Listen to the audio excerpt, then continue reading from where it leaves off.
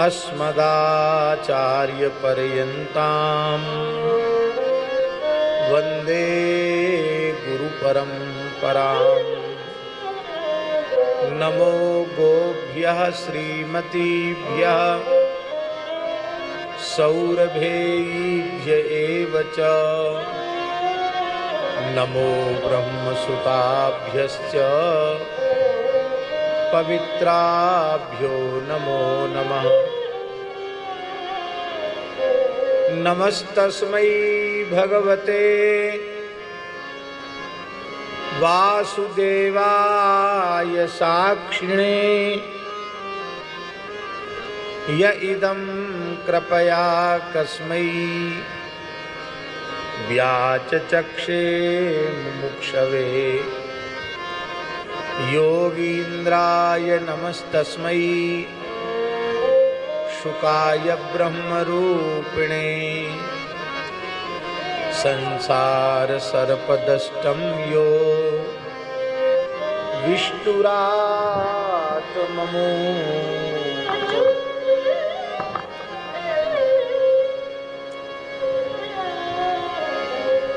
नारायणं नमस्कृत्य नरं चैव नरोत्तमं देवीं सरस्वतीं व्यासं ततो जयमुदीरयेत्।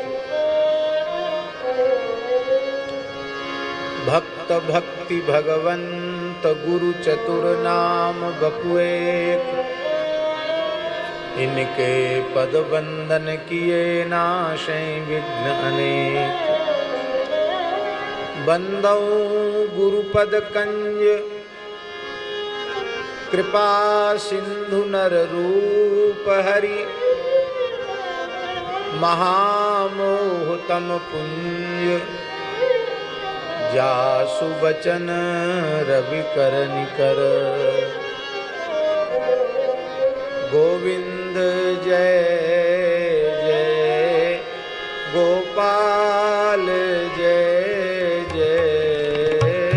गोविंद जय जय गोपाल जय जय। राधा रमण हरि गोविंद जय जय। राधा रमण हरि गोविंद जय जय। गोविंद जय जय गोपाल जय जय। गोविंद जय जय गोपाल जय जय। गोविंद जय जय गोपाल जय जय। गोविंद जय जय गोपाल जय जय। राधा रमण हरि गोविंद जय जय। राधा रमण हरि गोविंद जय जय।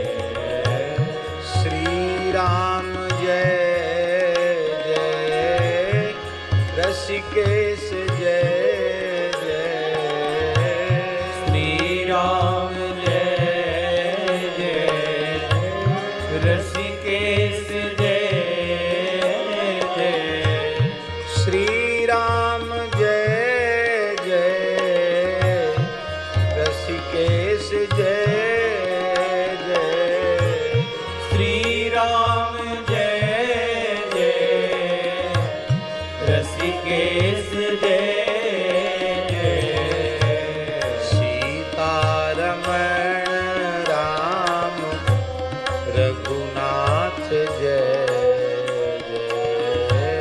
सीतारमण राम रघुनाथ जय जय।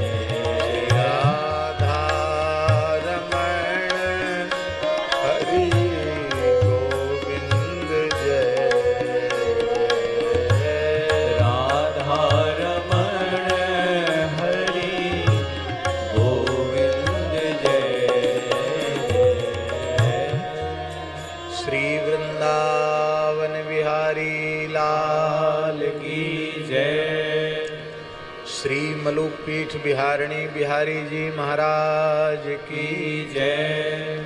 श्री यमुना महारानी की जय। श्री गिरिराज महाराज की जय। यज्ञेश्वरी जगज्जननी पूज्या गौ माता की जय। अखिल गोवन श्री सूरश्याम गोधाम की जय। श्री जड़खोर गोधाम की जय। श्री पथमेड़ा गोधाम की जय। श्री 84 कोस ब्रजमंडल धाम की जय। श्री रेवासा धाम की जय। श्री जानकी नाथ भगवान की जय। श्री चंद्रकलावतार परम रसिकाचार्य श्रीमद स्वामी अग्रदेवाचार्य जी महाराज की जय। भक्तमालकार श्री नाभा गोस्वामी जी महाराज की जय। भक्तमाल सुमेरु गोस्वामी श्री तुलसीदास जी महाराज की जय। परम पूज्य श्री रेवासा महाराज की जय। सद्गुरुदेव श्री भक्तमाली जी महाराज की जय। सद्गुरुदेव श्री पहाड़ी बाबा जी महाराज की जय। पूज्यपाद ब्रह्मचारी श्री महाराज जी की जय। सब संतन की जय। सब भक्तन की जय। सब विप्रन की जय। वैदिक सनातन धर्म की जय। जय जय श्री राधे श्याम। जय जय श्री सीताराम हर हर महादेव।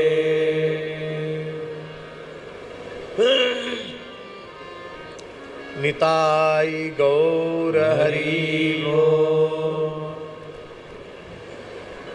हरिशरणम भक्तवांछा कल्पतरु भक्तवत्सल शरणागत वत्सल दीनबंधु दया सिंधु कृपा सिंधु भगवान श्री हरि की महती कृपा करुणा से श्रीमद् भागवत की प्रकाश स्थली श्री शुक तीर्थ में त्रिभुवन पावनी पतित पावनी त्रिपथ गामिनी भगवती श्री गंगा के तट पर श्री शुकवट की सन्निधि में आचार्य महामुनीन्द्र भगवान श्री शुकदेव जी महाराज की भावमयी सन्निधि में भगवान श्री सीताराम जी के अनुग्रह विग्रह श्री हनुमंत लाल जी की चरण सन्निधि में एवं पूज्यपाद नैष्ठिक ब्रह्मचारी श्री रामधारी जी महाराज पूज्यपाद ब्रह्मलीन श्री स्वामी विष्णु आश्रम जी महाराज पूज्यपाद ब्रह्मलीन श्री स्वामी कल्याण देव जी महाराज एवं परम भागवत श्री चक्र जी महाराज की भावमयी सन्निधि में एवं श्रद्धेय स्वामी जी श्रद्धेय आचार्य जी शास्त्री जी स्वामी जी पुजारी जी श्रद्धेय श्री राम स्वरूप दास जी एवं सभी पूज्य विराजमान संतों की मंगलमयी चरण सन्निधि में हम आप सबको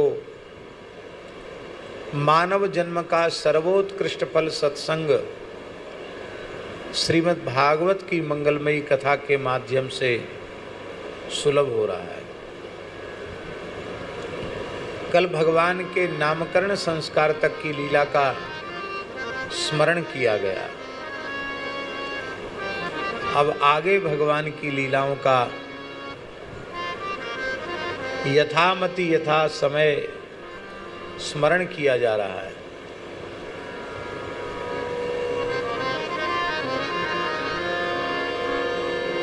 कालेन ब्रजताल्पेन गोकुले राम केशवौ जानुभ्याम सह पाणिभ्याम रिंगमाणौ विजव्रतुः।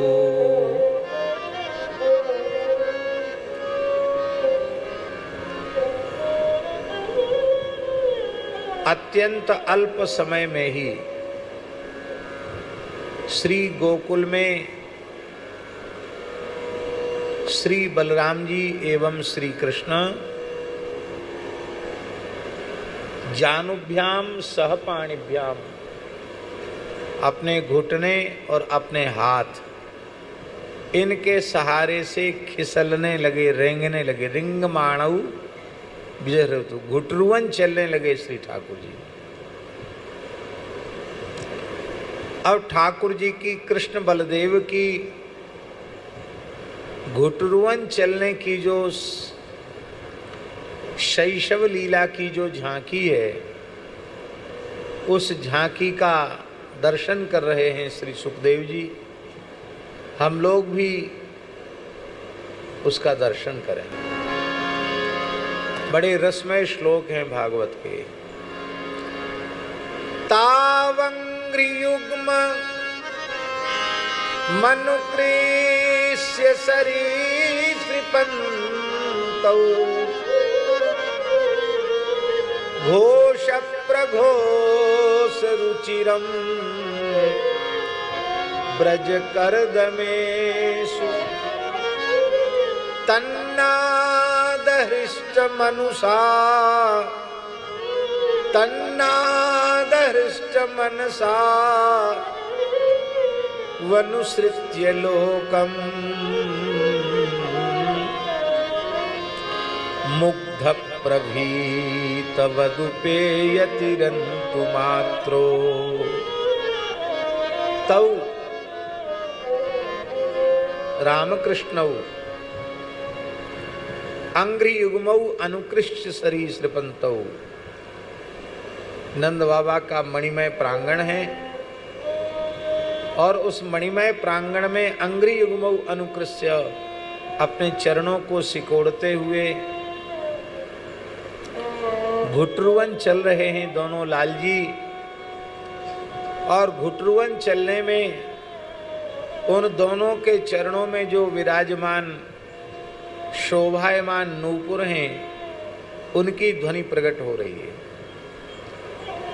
उनके कटि किंकणी की ध्वनि हो रही है, उनके कर कमल में पहुंची बंधी हुई है, उनमें भी रुंझन लगे हुए हैं, उनकी भी ध्वनि हो रही है।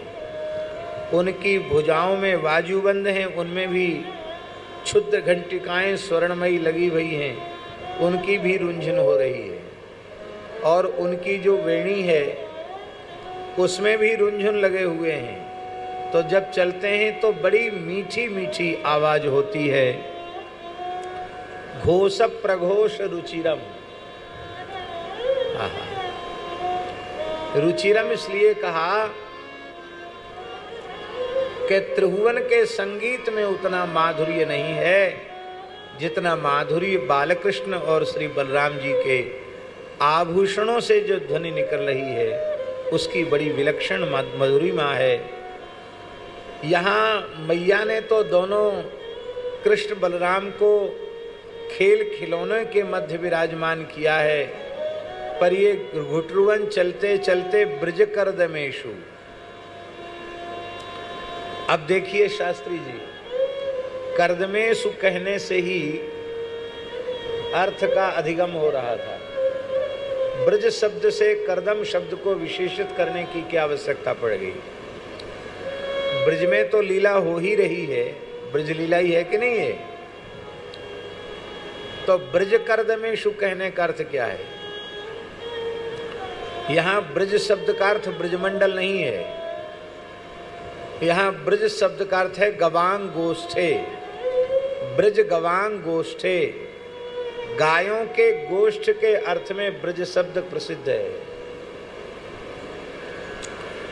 तो केवल कीचड़ में कृष्ण बलराम नहीं खेल रहे हैं,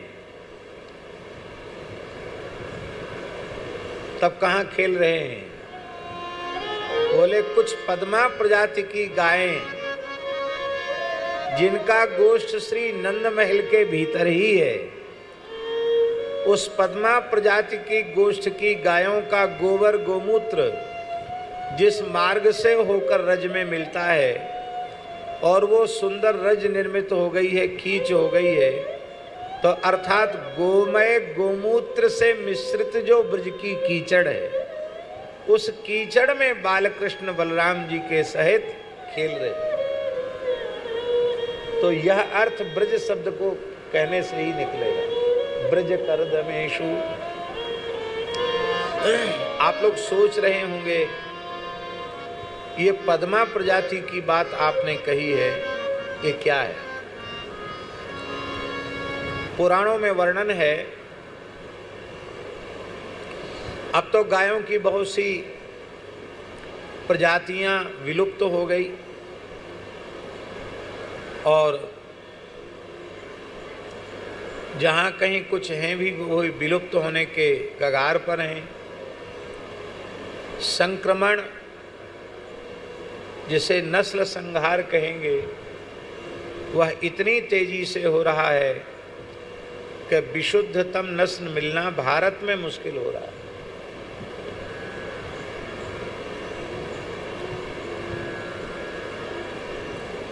पद्मा एक विशिष्ट प्रकार के योग से निर्मित जो गाय है, उसको पद्मा कहते हैं।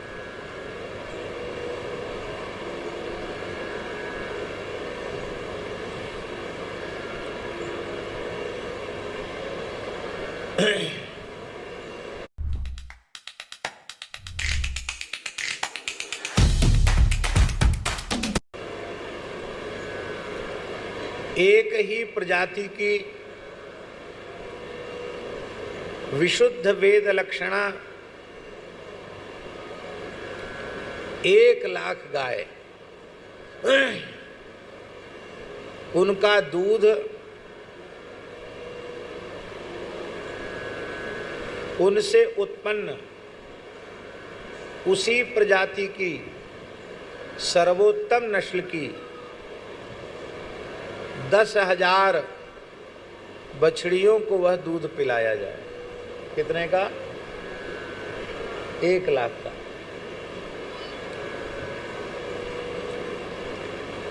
आप लोग कहेंगे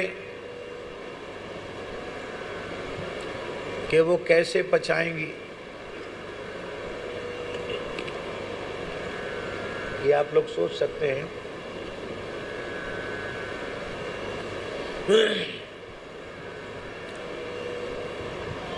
लोग अपने बछड़े बच्चियों को खूब बढ़िया से दूध नहीं पिलाते, और कभी दीपावली दशहरा आया, कहेंगे आज बहुत बड़ा त्योहार है, आज खूब छूट पट्टी पी लेने दो, तो उसको अपच हो जाती है, उसको दूध पचता नहीं है, दस्त होने लग जाते हैं। अरे भाई, उसकी माँ का जो दूध है, बछड़े बछिया की मैया गैया का दूध, उसका उस पर पूरा पूरा अधिकार बछड़ा बछिया का ही है।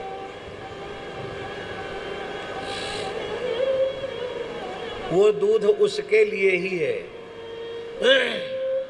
तुम पालन पोषण कर रहे हो, इसलिए थोड़ा दूध तुमको भी प्रसाद रूप में मिलना चाहिए। महाराज जी, धर्मशास्त्र में स्पष्ट लिखा है, जो गोपालक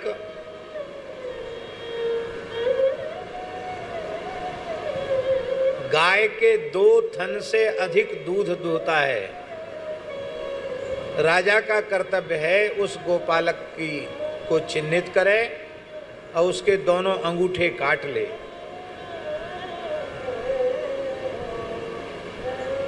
अंगूठे से ही तो, अंगूठे के बिना दुहा नहीं जा सकता, अंगूठा काट ले। इसका मतलब है 2 थन से अधिक दोहना महापाप है। और जब तक बछड़ा बछिया ने चारा दाना पानी चरना नहीं सीखा है, तब तक उसको झिक करके पीने देना चाहिए। पी के जब हट जाए, तब जो कुछ बच जाए वो प्रसाद रूप में आप ले लो। फिर चारा पानी दाना चरने लग जाता है तो 1 थन दोहना आरंभ करो, 3 उसके लिए छोड़ो, और कुछ बड़ा और सावधान हो जाता है तो 2 थन अपने पास रखो, 2 थन उसके लिए दो। ये विधि है। मृत वत्सा का दूध न पिया जाए, पर वो गाय बिगड़ न जाए, इसके लिए गाय का दोहन आवश्यक है। गाय का दोहन करके वह दूध उसी को दलिया आदि में मिलाकर पिला देना चाहिए, जिससे उसका दूध भी बढ़ेगा और पुष्ट होगी तो शीघ्र गर्भधारण के योग्य वह हो जाएगी, गर्भिणी होने के योग्य हो जाएगी। मृत वत्सा का दुग्ध पीना निषिद्ध है। अब तो हमने सुना है कि ऐसे कसाई से भी क्रूर लोग पैदा हो गए हैं जो छोटे बछड़े बछिया को मार डालते हैं, उनको दूध पिलाते नहीं, बेच देते हैं। और ये बड़े बड़े शहरों की बात बता रहे, डेयरी वाले लोग जो दूध बेचते हैं, और गाय को इंजेक्शन लगा करके दूह लेते हैं। मेरी दृष्टि से ये गोहत्या से भी बड़ा पाप है। शहर का नाम हम नहीं लेंगे, हम वहाँ थे जहाँ रुके थे, उसके पीछे ही गौशाला थी। तो उन लोगों ने कहा यहीं से महाराज आपके लिए दूध आता, सब देसी गैया है। तो हमने दूध लिया नहीं था, पर हमने पूछा इस गौशाला में बछड़े बछिया बहुत नहीं दिखाई पड़ रहे हैं, बहुत 2, 3, 4 दिखाई पड़ रहे हैं, और सब कहाँ चले गए। तब सही बात जब जानकारी हुई, इस तरह से नवजात बछड़ा बछियों को कसाईयों को बेच दिया जाता है, क्योंकि उनका चर्म, उनका मांस अधिक कीमत पर बिकता है, और इंजेक्शन लगा लगा करके उनको दूह लिया जाता है। उसके बाद से हमने जो गौशालाएं दूध का धंधा करती हैं, उन गौशालाओं का दूध पीना छोड़ दिया। बाजार का तो न लेने का नियम है ही है। अब प्रत्यक्ष जो गोपालन करता हो, श्रद्धा पूर्वक करता हो, और पूर्ण वेद लक्षणा भारतीय देसी गाय हो, तो ही हम दूध लेते, नहीं तो दूध नहीं लेते। अभी तो दूध लेने ही एक प्रकार से बंद कर रखा है, 2-3 महीना हो गया।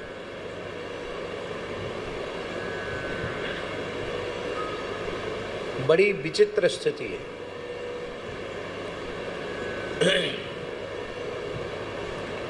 आप दूध पर उनका अधिकार है, उनको दूध नहीं पचेगा और तुमको पचेगा दूध। कभी कभार पिलाओगे तो उनका पेट बिगड़ेगा,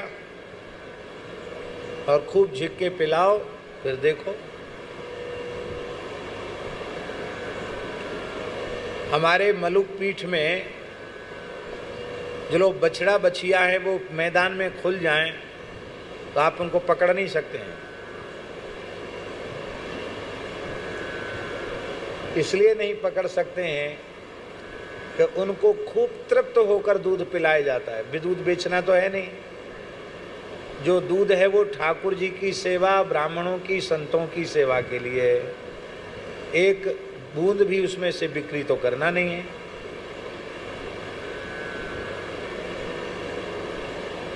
तो हम आपको सत्य कह रहे हैं, वहाँ के दूध में जैसी मिठास है वो दुनिया में कहीं चले जाए हमको मिलती नहीं।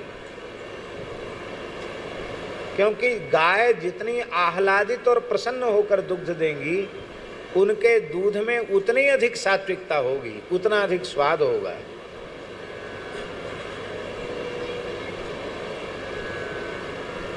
और श्री ठाकुर जी की कृपा से चाहे ओरछा सुरभि गौशाला हो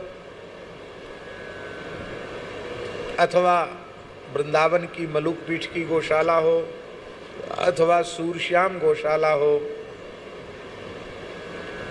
अथवा जड़खोर गोधाम हो, जहाँ हजारों की संख्या में गोवंश है, भगवान की ऐसी कृपा है, कहीं भी गाय दुर्बल नहीं दिखाई पड़ेगी। सेवक भले ही कमजोर हों पर गैया कमजोर नहीं होगी। तो महाराज जी जड़खोर में 95% से अधिक गाय कसाईयों से बचाई हुई गाय, तस्करों से बचाई हुई गाय। आप कल्पना कर सकते हैं कैसी होती होंगी वो गाय। और उनकी सेवा करके, उनका पोषण करके इतनी, आप नवनीत प्री जी ने तो देखी, इतनी स्वस्थ और सुंदर गाय हैं कि जब कोई बड़े अधिकारी भी पहुंचते तो कहते हमने अपने जीवन में इतनी सुंदर गौशाला नहीं देखी। आप भी गए हैं। अभी आश्विन नवरात्रि में जड़खोर गोधाम में श्री कृष्ण बलराम गो नवरात्रि महोत्सव है, उसमें आप सब सादर आमंत्रित हैं। आप आइए, 10 दिन का उत्सव है। सुरभि सहस्त्र चंडी है, कथा है, रासलीला है, भारतवर्ष के अनेक महापुरुषों का दर्शन है। तो उत्सव है, आप आकर के दर्शन कीजिए।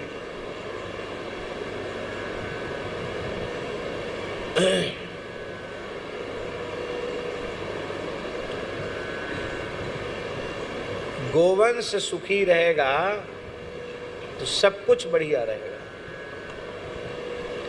गोवंश सुखी रहना चाहिए। गोवंश की समृद्धि राष्ट्र की समृद्धि है।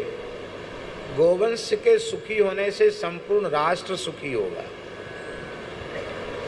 आज जो दैवी आपदाएं बहुत बड़ी संख्या में आ रही हैं, उसका कारण है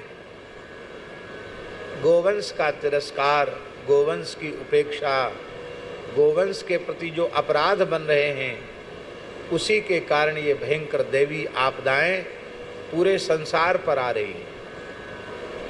कल हमने श्री दंडी आश्रम में सुंदर स्वस्थ वेद लक्षणा प्रसन्न गायों का दर्शन किया तो मन प्रसन्न हो गया। बड़ी दुख की बात है महाराज जी, आजकल आश्रमों में भी दोगली या जर्सी का प्रवेश हो गया, जिसमें शास्त्रीय गोत्व ही नहीं है। शासनादिमत्वम गोर लक्षणम, गाय का लक्षण ही जिसमें नहीं है। जर्सी दोगली की अपेक्षा तो भैंस के दूध को हम श्रेष्ठ मानते हैं।